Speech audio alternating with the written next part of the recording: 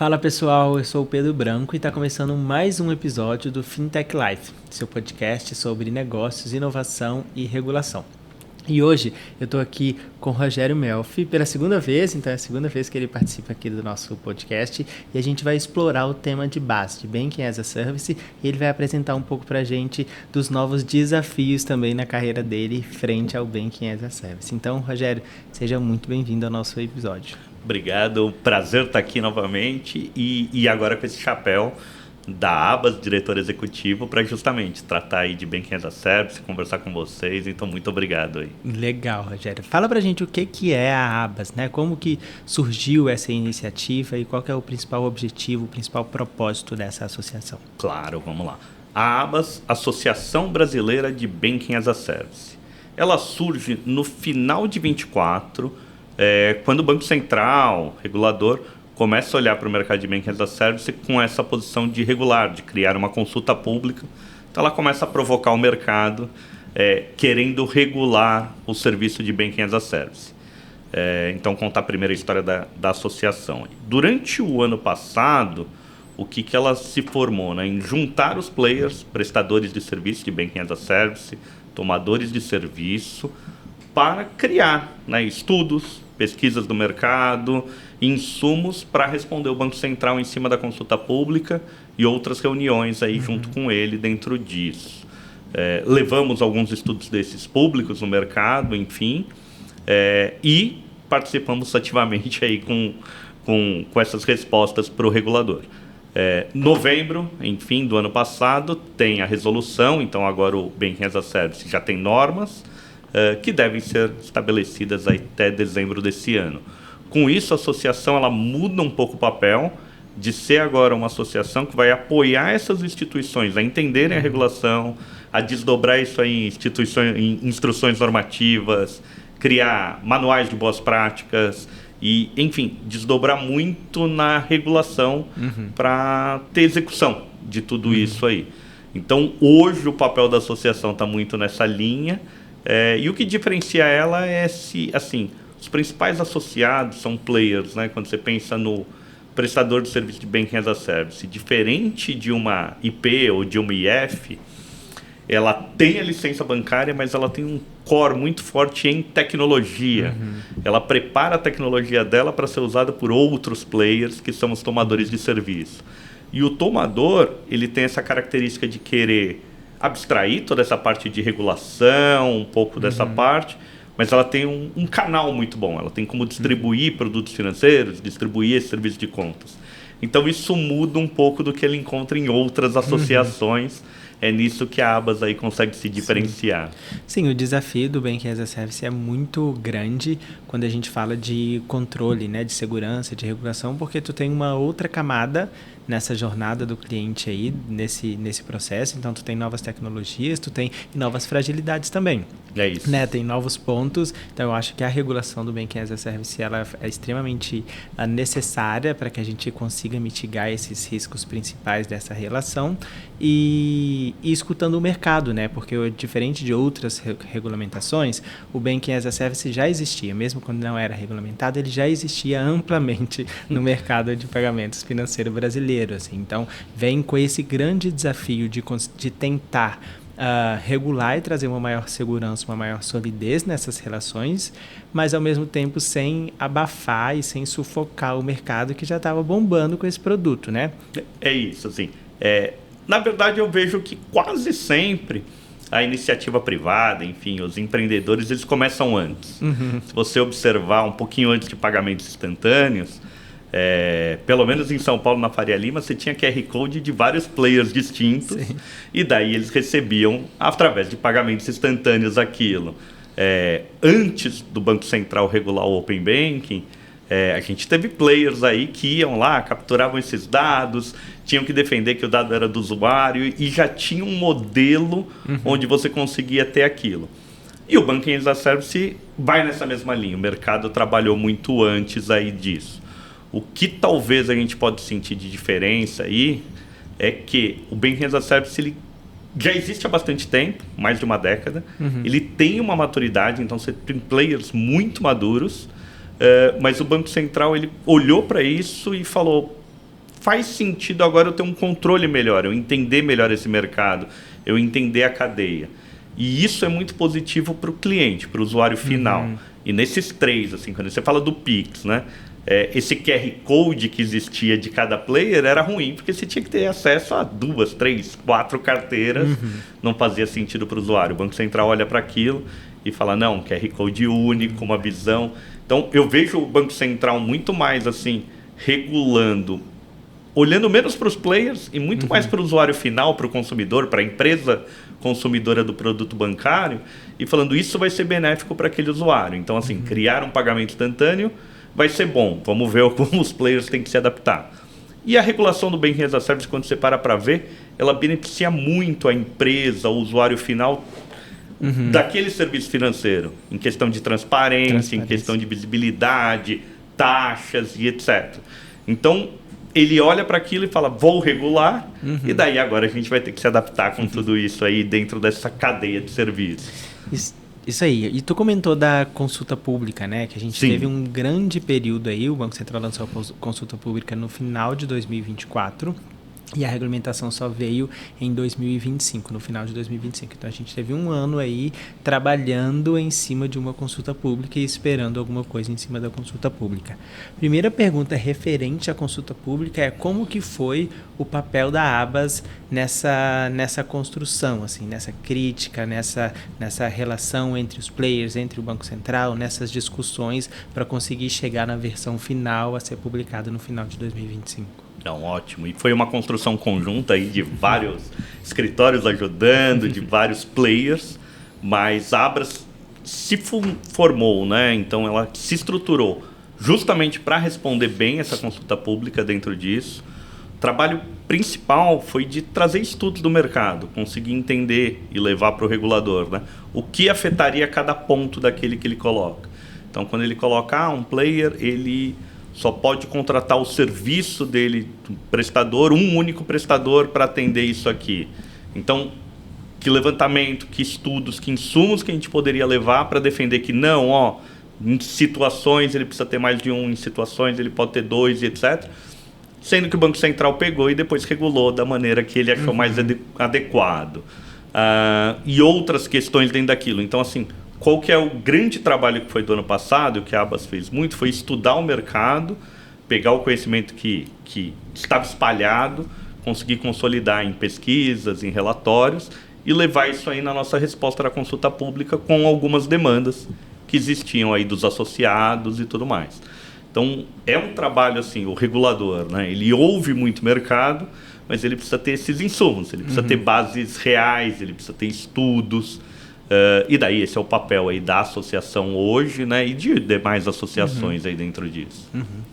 Beleza. E aí trazendo para a regulação de fato, com o documento da resolução ali que foi publicado em novembro de 2025, o que foi uma surpresa, Rogério, tanto para a Abas quanto para o mercado, assim, que na consulta pública ou não apareceu, ou apareceu de uma forma diferente, e aí quando veio a resolução foi uma surpresa, ou uma surpresa agradável ou desagradável?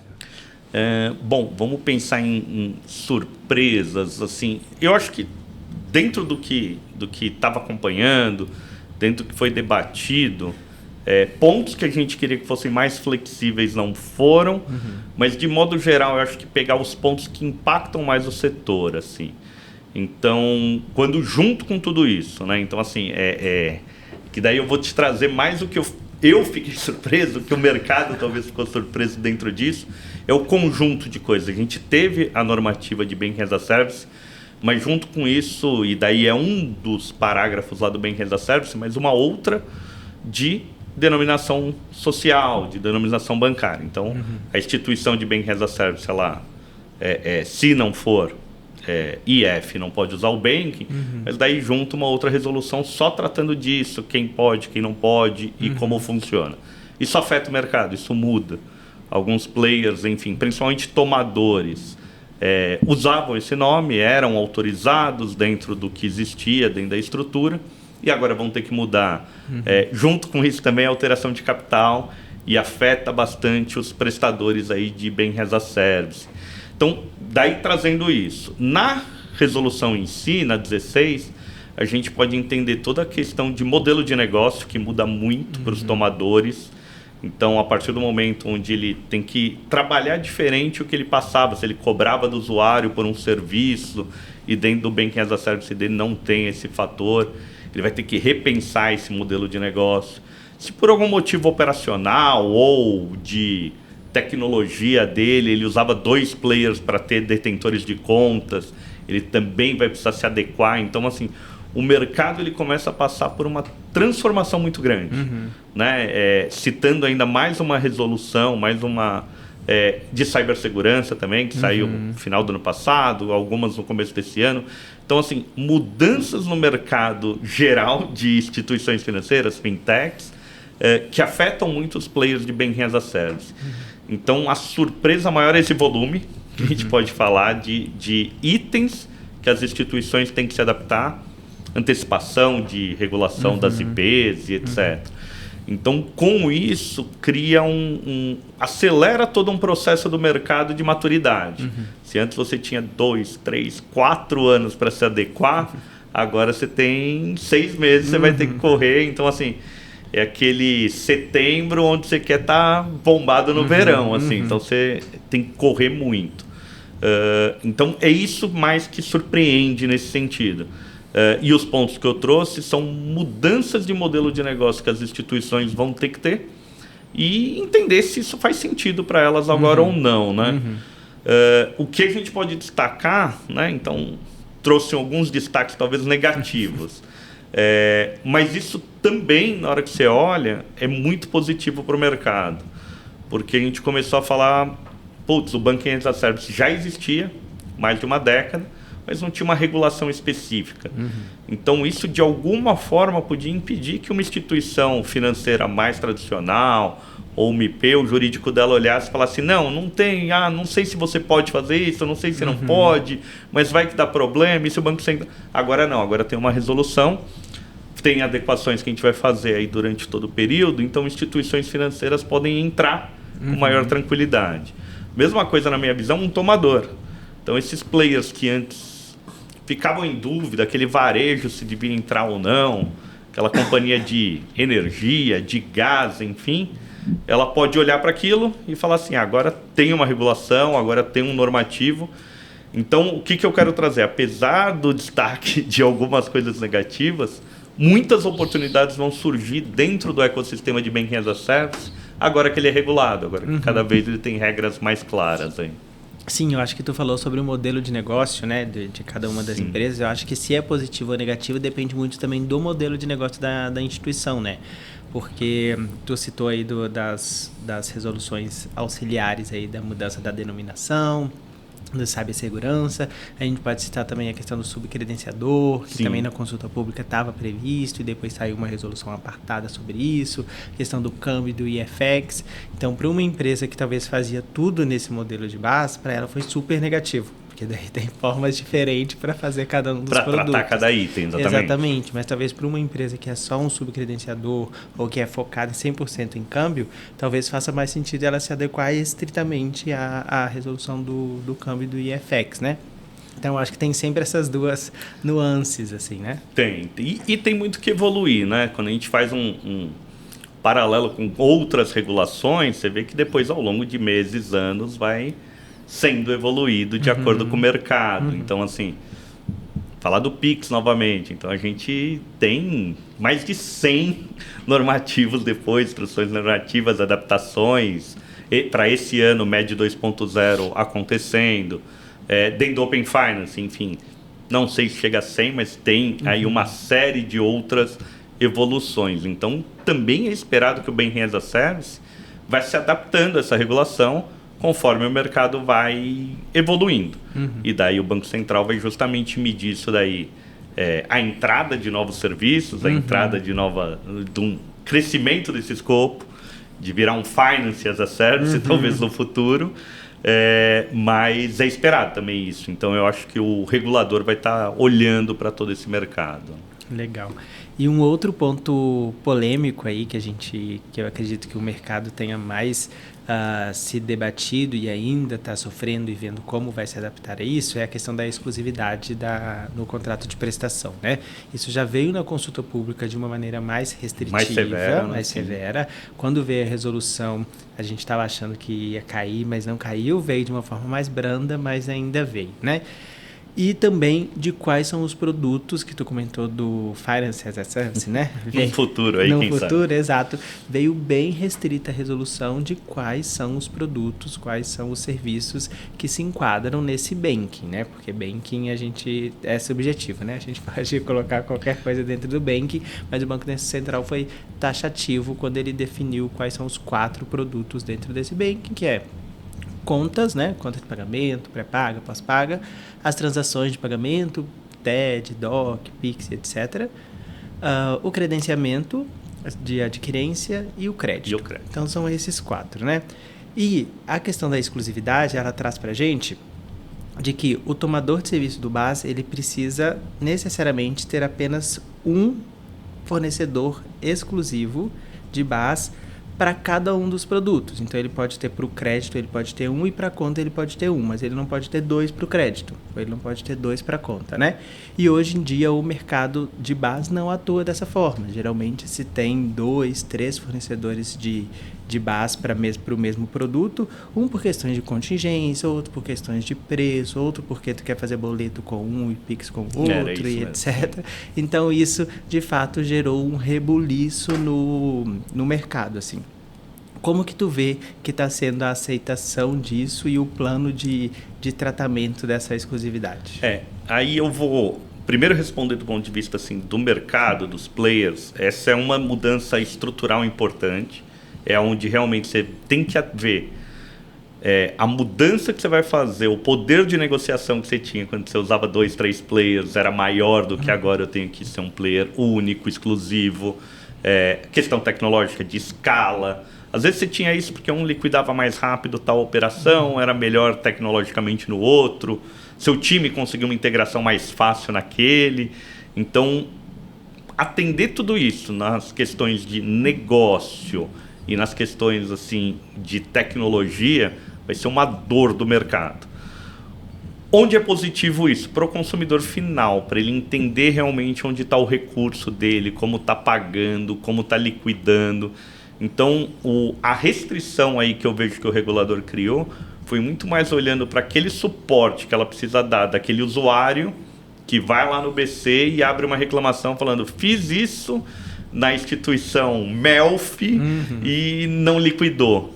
E daí o BC não conhece quem é a instituição Melf, não sabe por onde passou, não conseguia suportar aquele usuário da maneira adequada pela falta de... assim, não é bem uma falta de visibilidade, mas por como o mercado estava desenhado. Assim. Então, o que ele espera, né? O que se espera para o fim de 26, para o começo de 27, é que esse usuário consiga ter uma transparência para, não, realmente quem detém minha conta é aquela instituição financeira, é aquela instituição de pagamento, onde eu peguei realmente aquele crédito no banco X, amarelo, vermelho, azul, através desse intermediário. O que muda isso? Muito negócio, porque às vezes eu quero pegar meu crédito contigo, porque você veio aqui, eu confio, você tem um app bonito, rápido, etc. Mas na hora que eu vou aceitar aquela oferta, aparece o nome de uma instituição que às vezes eu tenho alguma coisa contra. Ou que eu falo, não, ele não quero isso.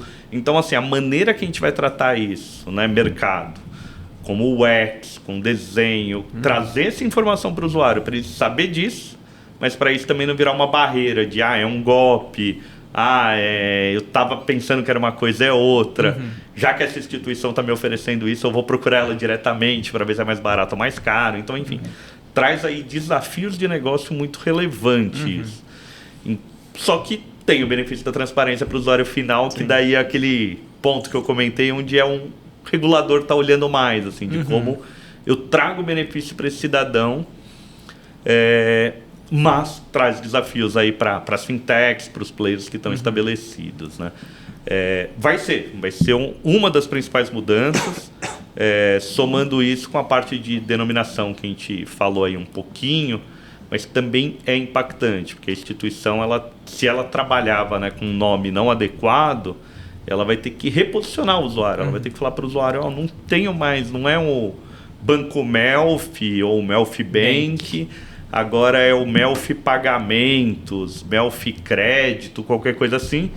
E queira ou não queira, maior parte dos usuários, enfim, não sabe a diferença entre um banco, uma instituição de pagamento, uma SCD ou qualquer coisa nesse sentido, né? Uma financeira.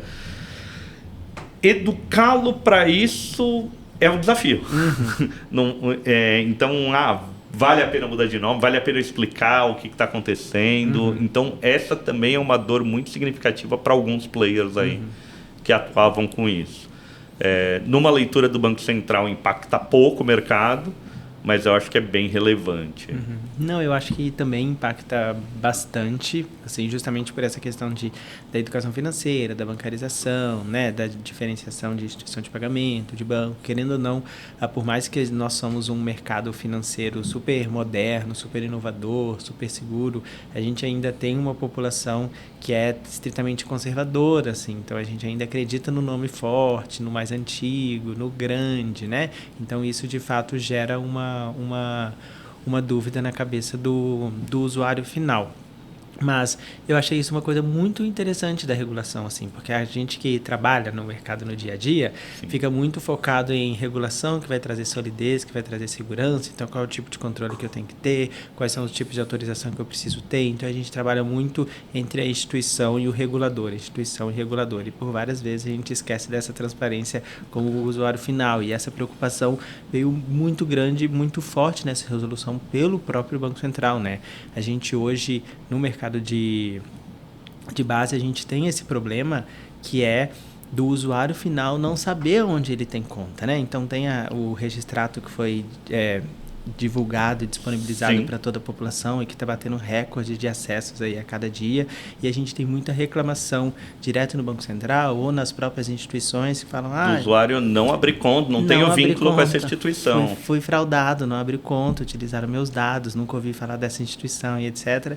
E não, será que não é o referente a esse cartão de alimentação que você usa, porque a gente é o provedor de base deles, etc. E aí sim acalma, mas gera sim essa insegurança em primeira linha, né? Isso traz um outro ponto que está na resolução sobre a transparência de quais tomadores que aquele prestador tem. Então vai estar no site da instituição, vai estar em outros locais, enfim, talvez um diretório de participantes, igual a gente tem dentro do Open Finance, mas uma ligação a lista de todos os tomadores daquele prestador. Isso também é uma transparência muito grande, diferente do mercado que a gente tem atual, né? Porque queira ou não queira, aquilo são seus clientes, você não quer deixar tão transparente essa lista para a concorrência, para todo o mercado, mas que faz sentido no ponto de vista do usuário, dele poder consultar lá, entrar num site e ver, mas isso aqui parece uma empresa de tecnologia. Mas está aqui, que nem você falou, meu cartão alimentação, ou está aqui a instituição que realmente eu contratei o crédito, está aqui aquele nome que o usuário conhece, né? Porque o registrato traz essa transparência. Eu tenho conta, eu tenho bastante contas lá, mas eu tenho conta em instituição que realmente, se você entrar no site dela, você nem consegue abrir uma conta, porque ela só faz o serviço de Banking as a Service, ela só é um prestador puro dentro do ecossistema, né? E daí vem a resolução, trazendo canais de atendimento, ouvidoria, padronizando tudo isso, porque daí você tem, né, prestadores que têm todo um suporte ao usuário, que tem canal, que tem isso, e outros que tinham a autorização do Banco Central e delegavam muita coisa para o tomador, falando, não, todo o resto faz você. Se esse documento é original ou não é, se essa pessoa existe ou não existe, valida tudo, eu só vou aqui, processo, abro a conta e possibilito esse movimento e etc. Então, o regulador agora traz obrigações. Mas ouvidoria, quem tem que ter, quem não tem que ter. E tudo isso tem. Tem dúvidas ainda do dia a dia na prática? Tem. De repente, essa instituição tomadora, ela já tem um tamanho, um suporte, ela já faz parte de um grupo que ela tem toda uma escala para ter a ouvidoria dela própria. Faz sentido ser o prestador que vai atender aquele cliente, vai ter a melhor E daí é o modelo de negócio, putz, mas daí esse prestador ele tem que ter essa ouvidoria, tá regulado, mas daí aumenta o custo de toda essa operação, então, enfim, muita coisa para esse ano nesse sentido, assim. Mas fica bom, fica mais claro de como o mercado tem que atuar, de qual que é a responsabilidade de cada um, enfim, regras mais claras. Sim. E falando em regras e falando em responsabilidades, eu acho que esse é o ponto crucial, assim, que era o que mais dava problema, né? O que ainda dá problema enquanto a gente está implementando a resolução, né? O que está previsto ali na resolução. Sim. Mas que é a responsabilização, né? Quem de fato é responsável pelos dados, pela fraude, pela prevenção à lavagem de dinheiro daquele ou daqueles clientes, né? Porque sempre ficava um jogo de empurra, assim, de que eu sou a instituição regulada, então perante o regulador eu sou o responsável. Mas eu não tenho todos os dados do cliente. Quem tem os dados do cliente, quem conhece o cliente, quem credenciou, quem tem um relacionamento com ele, é o tomador do serviço. Se eu preciso, se tem alguma inspeção, se tem algum ponto, eu estou confiando que em alguma suspeita ele vai me trazer e que se eu precisar eu vou lá. E na prática geralmente isso não acontece, né? Então não acontecia mais fortemente, eu acho que tem melhorado, mas ainda é difícil de acontecer. E como que se regula e como que se impõe controle referente a isso, né? Que eu acho que era o principal desafio do Banco Central, que é o prestador do serviço de base, ele é autorizado, então ele tem os controles, ele pode ser supervisionado, ele pode ser inspecionado, ele pode ser aberto um processo administrativo, então ele está dentro do rol de inspeção do Banco Central. O tomador do serviço, ele não está dentro do guarda-chuva do Banco Central, né? Então, esse alcance de normas e de penalidades, por assim dizer, não alcança ele. Então, como que eu faço com que isso seja seguro? Como que essa relação seja segura? E aí, como que as relações comerciais acontecem? Através de um contrato.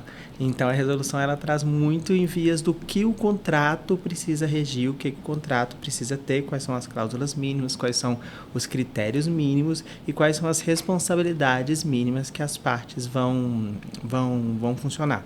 E antes era uma linha com 3 pontos, né? Que tu tinha o prestador de serviço de base, tu tinha o tomador de serviço de base, tu tinha o usuário final, e a partir do momento da resolução ela conseguiu fazer uma triangulação, assim, que ainda que cada um tem as suas responsabilidades, cada um desses 3 tem relação entre si, né? Sim. E como que tu acha que o mercado, que os players enxergam isso, né? Porque tinha muito o viés de o dono do cliente, né? Então, eu sou o dono desse cliente. Ser o dono do cliente é um desafio. Só vou trazer um ponto, né, onde você falou, você tinha o prestador, tinha o tomador e tinha o cliente. Às vezes, no meio desse caminho, você tinha um prestador, daí você tinha uma empresa de tecnologia que pegava aquilo e criava um barramento. Tinha um outro player que fazia distribuição e um outro que... Então, assim, começou a ficar realmente um quebra-cabeça complexo, difícil, né? E complexo.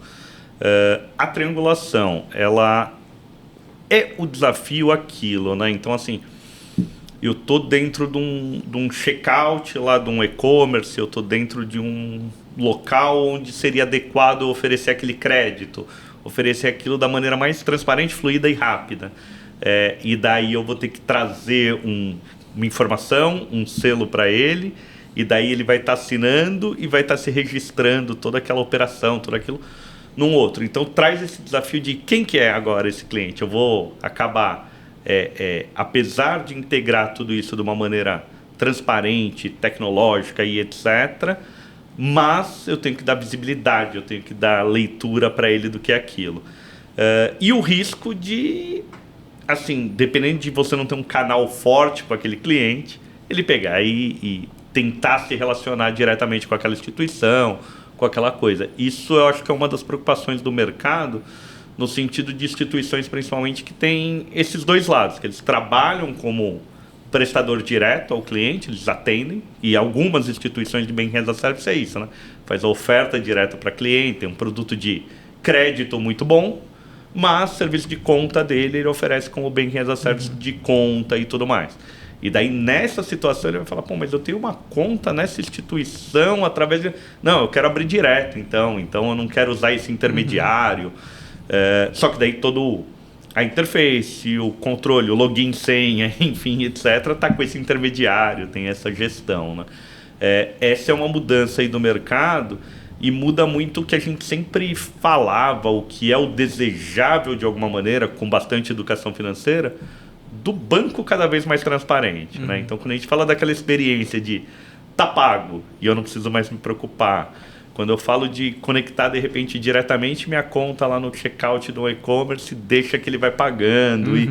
Então, assim, para quem entende o sistema financeiro, o desejo é que ele seja cada vez mais integrado e transparente, que você até esqueça aquilo e o negócio está acontecendo.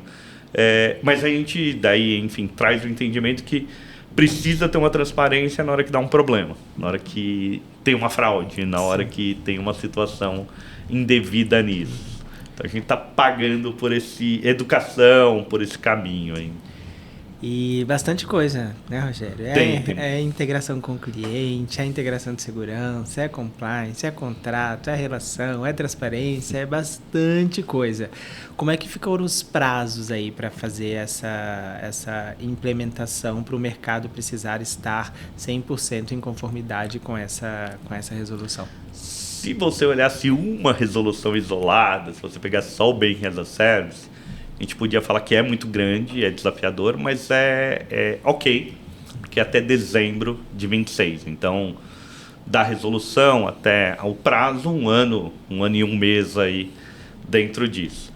Quando você coloca todas essas outras coisas auxiliares ali, né? que precisam se adaptar, junto com isso, outras regulações, enfim, a evolução de proteção de dados, ECA digital, enfim, diversas coisas que vão impactando o ecossistema financeiro, que vão impactando essas instituições, é desafiador. Então, assim, a gente tem muita questão de normativo, instruções de cibersegurança, ajustes de política, MED 2.0, então uma evolução nessa trilha de pagamento.